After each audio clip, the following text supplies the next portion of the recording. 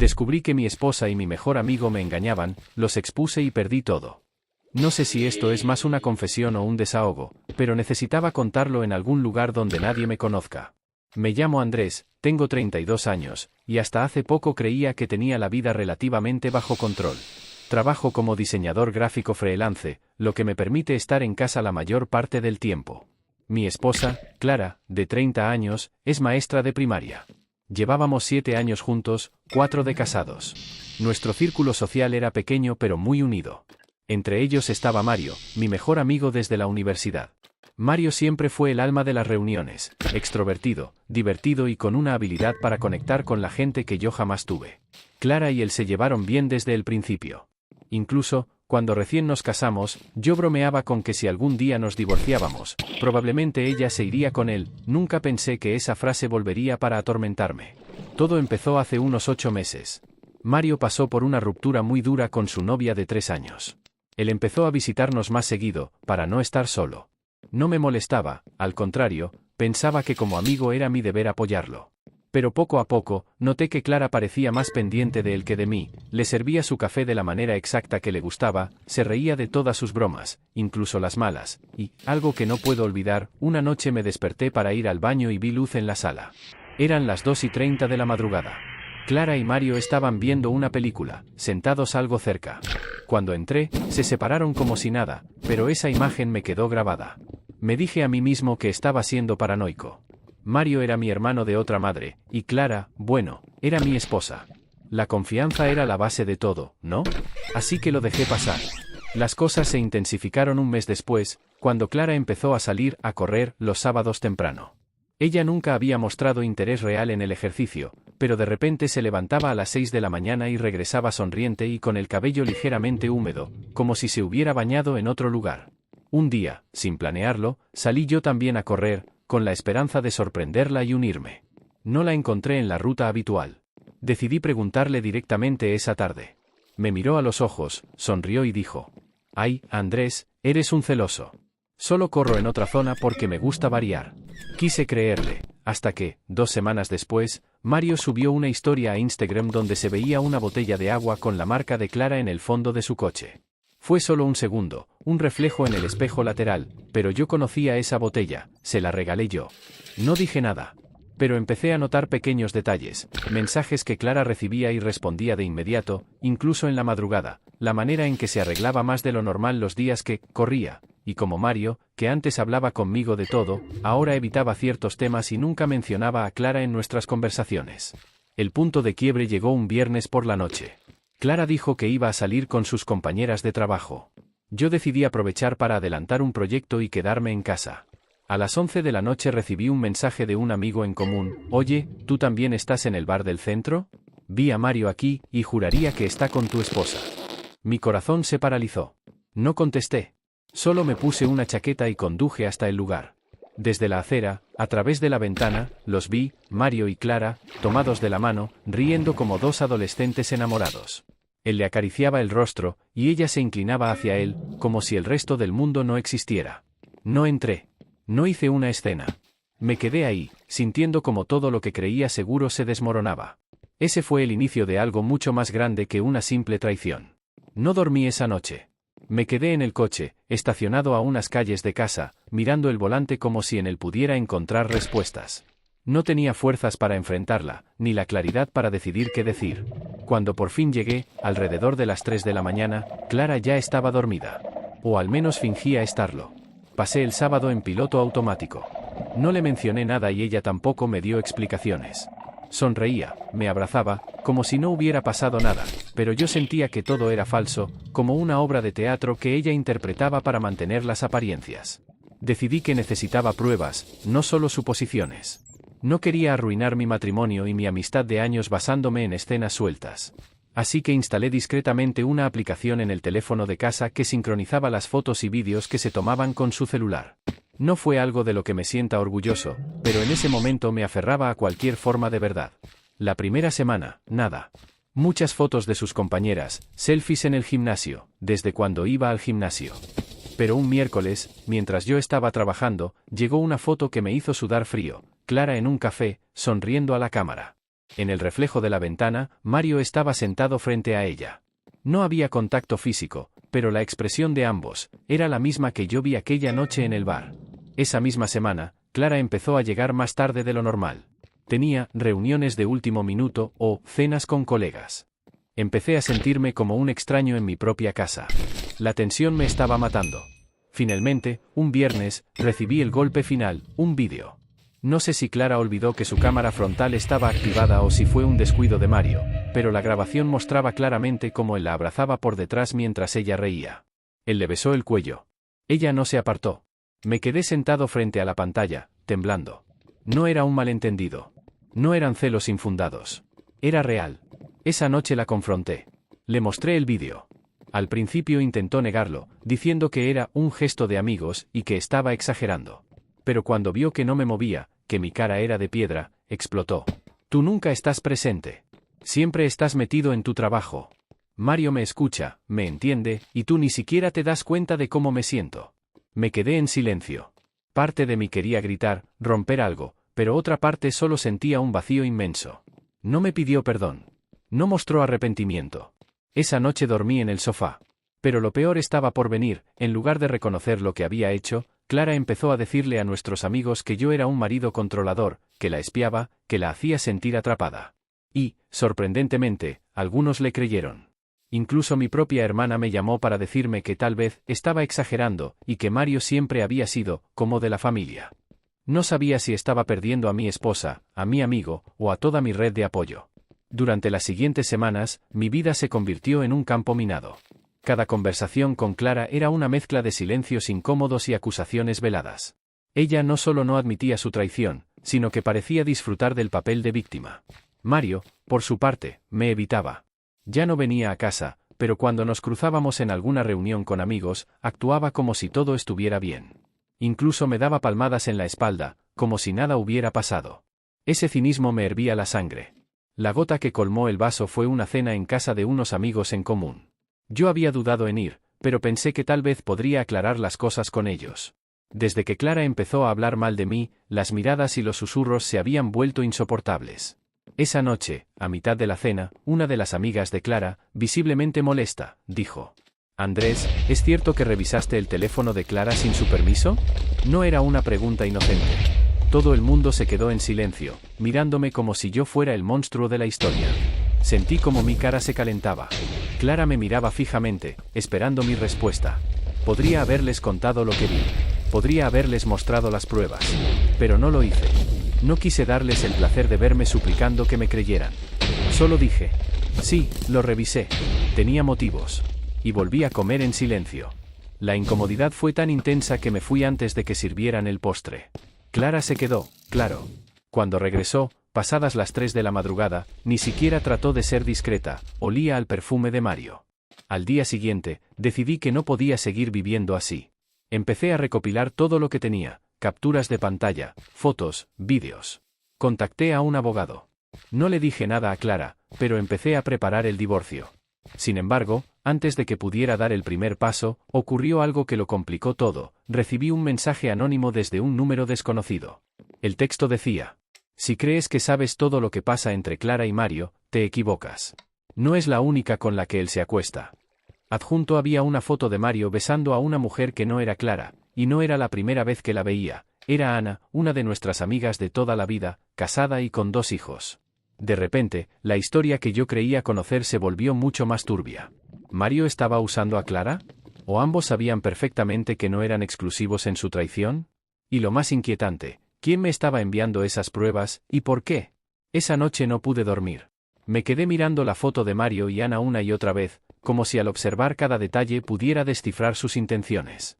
Me surgían 1000 preguntas. ¿Clara sabía que Mario veía a otras mujeres? ¿O ella también estaba siendo engañada? ¿Y por qué alguien quería que yo supiera esto justo ahora? A la mañana siguiente, mientras Clara se duchaba, recibí otro mensaje del mismo número desconocido. «No confíes en nadie. Clara no es la víctima que aparenta». Y ahí, otra foto. Esta vez era Clara en la entrada de un motel, con una sudadera y gorra, abrazando a Mario. La fecha en la esquina era de hacía solo 3 días. El impacto fue doble. No solo confirmaba que seguían viéndose a espaldas mías, sino que también me dejaba claro que había alguien que los estaba siguiendo. Empecé a sospechar de todos. El único que podía tener acceso a esos lugares y conocer a todos nosotros era alguien de nuestro círculo cercano. Pensé en Samuel, un amigo que trabajaba como guardia de seguridad y que siempre había tenido problemas con Mario por un préstamo que nunca le pagó. Decidí responder al mensaje. ¿Quién eres? ¿Por qué me envías esto? No hubo respuesta inmediata. Pasaron horas. Clara salió de casa como si nada, diciendo que iba a hacer compras. Yo sabía que mentía. Me senté en el sofá con el teléfono en la mano, esperando. A las 4 de la tarde, finalmente recibí una respuesta. No me importa tu matrimonio. Solo quiero que sepas con quién estás lidiando. Si quieres saber más, ven mañana a las 6 de la tarde al café frente a la estación de tren. Estaré en la mesa del fondo. Mi primera reacción fue pensar que podía ser una trampa, pero la curiosidad pudo más. Esa noche apenas crucé palabra con Clara. Ella llegó tarde, con olor a alcohol, y se metió a la cama sin decirme nada. Al día siguiente, llegué al café puntual. Lo primero que me sorprendió fue que la persona que me esperaba no era Samuel, sino Laura, la exnovia de Mario. La misma con la que había terminado hacía meses. Estaba más delgada, con ojeras profundas, y fumaba nerviosamente. Sin preámbulos, me dijo: Mario es un manipulador. No solo te está quitando a tu esposa. También juega con varias mujeres al mismo tiempo. Lo hace por deporte. Yo lo seguí después de que terminamos. Me contó que Mario tenía una especie de red de amantes, todas dentro de nuestro círculo de conocidos o amigas de amigas. Según ella, Clara no era la única casada en la lista. Lo más perturbador fue lo último que dijo. Y no lo hace solo por sexo. Le gusta arruinar relaciones. Es como si disfrutara ver cómo todo se desmorona. Cuando salí del café, el aire frío me golpeó como un balde de agua. La situación había pasado de ser una traición dolorosa a un juego retorcido en el que yo era solo una pieza más. Pero Laura no solo me dio información. También me entregó una carpeta. Dentro había fotos, capturas de pantalla y grabaciones de voz de Mario hablando sobre mí, y no precisamente en buenos términos. En una de esas grabaciones, Mario le decía a alguien: ya casi lo tengo. En un mes, Clara le pedirá el divorcio y él quedará como el malo de la historia. Escuchar eso me cambió algo por dentro. Ya no solo quería separarme. Quería exponerlo. Esa noche extendí todo el material que Laura me había dado sobre la mesa del comedor. Era como un rompecabezas macabro, fotos de Mario con diferentes mujeres, mensajes donde manipulaba a unas contra otras, y audios donde hablaba de mí con un desprecio calculado. Lo más inquietante era ver que todo estaba planeado.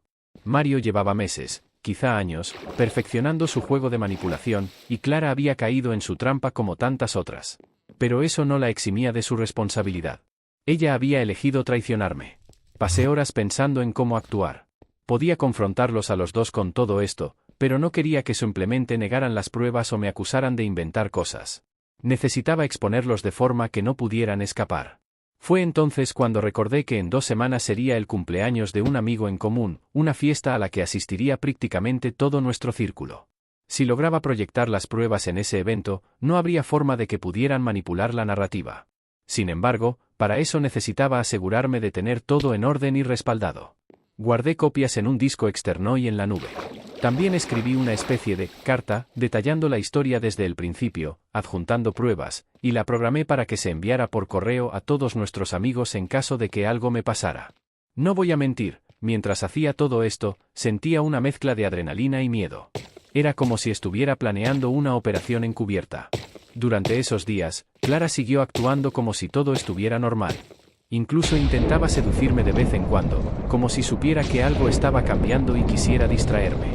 Yo fingía seguirle el juego, pero por dentro ya no quedaba nada. Lo más difícil fue no decirle nada a mi hermana.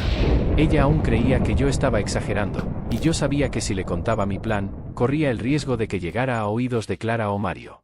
La semana antes de la fiesta, recibí otro mensaje de Laura. Ten cuidado. Mario sospecha que alguien lo está vigilando. Si descubre que fui yo, irá por ti. Eso me hizo acelerar los preparativos. Compré un pequeño proyector portátil y programé un vídeo con todas las pruebas, fotos, audios, capturas de pantalla. El cierre del vídeo era demoledor, la grabación de Mario diciendo que en un mes Clara me pediría el divorcio y yo quedaría como el villano. El día de la fiesta llegó más rápido de lo que esperaba. Mientras conducía hacia la casa del cumpleañero, tenía el corazón latiéndome tan fuerte que sentía que cualquiera podía oírlo. Aparqué, tomé mi mochila con el proyector y entré. Mario estaba ahí, riendo con un grupo de gente. Clara aún no había llegado. Me serví una cerveza y esperé. Cuando Clara llegó, llevaba un vestido rojo que nunca había usado conmigo. Saludó a todos con abrazos y sonrisas, pero cuando me vio, su gesto se tensó apenas por un segundo. Mario la recibió con un beso en la mejilla, demasiado cerca de la comisura de los labios. Nadie pareció notarlo, o prefirieron ignorarlo. Esperé el momento adecuado. Después de la cena, el anfitrión apagó las luces para mostrar un vídeo de felicitaciones que algunos amigos habían preparado. Fue entonces cuando me acerqué discretamente al proyector principal y conecté el mío. La pantalla se iluminó. Al principio, todos pensaron que era parte de la sorpresa, hasta que vieron la primera imagen, Clara y Mario abrazados en el café, seguida de la foto en el motel. Las risas se apagaron de golpe. Pasaron a las capturas de mensajes, los audios de Mario hablando con desprecio de mí, y finalmente, el vídeo donde decía que en un mes Clara me pediría el divorcio para que yo quedara como el malo. La sala quedó en un silencio sepulcral. Podía escuchar el zumbido del proyector. Clara se llevó una mano a la boca, Mario apretó los puños, visiblemente furioso. ¿Qué es esto?, preguntó alguien del fondo. Esto, respondí con voz firme, es lo que han estado haciendo a mis espaldas. Clara intentó acercarse a mí, pero retrocedí. Mario, en cambio, dio un paso adelante. Eres un enfermo, Andrés. ¿Espiarnos? ¿Grabar conversaciones? No me culpes por tus acciones, dije. Lo único que hice fue mostrarles lo que realmente eres. Varias personas comenzaron a murmurar. Algunos miraban a Mario con repulsión, otros evitaban cruzar miradas. Lo más impactante fue ver a Ana, la esposa de uno de nuestros amigos, salir de la habitación con lágrimas en los ojos. Ella también había aparecido en las fotos con Mario. La tensión era insoportable. Mario me lanzó una mirada que podría haber matado y salió de la casa sin decir una palabra. Clara lo siguió. Yo me quedé ahí, con una mezcla de alivio y vacío. Había logrado exponerlos, pero la sala no estaba llena de aplausos ni de justicia poética. Algunos me apoyaban, otros murmuraban sobre lo de exagerado que había sido mi método. Salí antes de que terminara la noche. Caminé hasta mi coche con la sensación de que, aunque había ganado una batalla, la guerra estaba lejos de terminar. Esa misma noche, a las 2 de la madrugada, recibí un mensaje de un número desconocido. Buen movimiento, pero ahora él va a querer vengarse. El mensaje me dejó helado. No decía quién lo enviaba, pero algo en mi instinto me gritaba que era Laura. No contesté.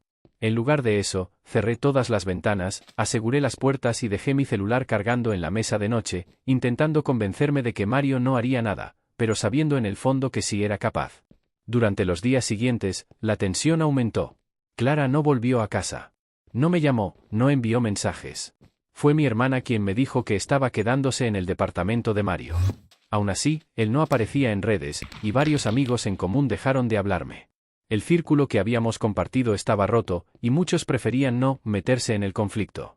El verdadero golpe llegó una semana después, cuando recibí una citación legal. Clara me estaba demandando por invasión de privacidad y difamación. Según el documento, ella y Mario afirmaban que yo había manipulado pruebas y que había iniciado una campaña de acoso contra ellos. Me reí al leerlo, pero no era una risa feliz. Ellos estaban intentando girar la historia a su favor, justo como Mario había planeado desde el inicio.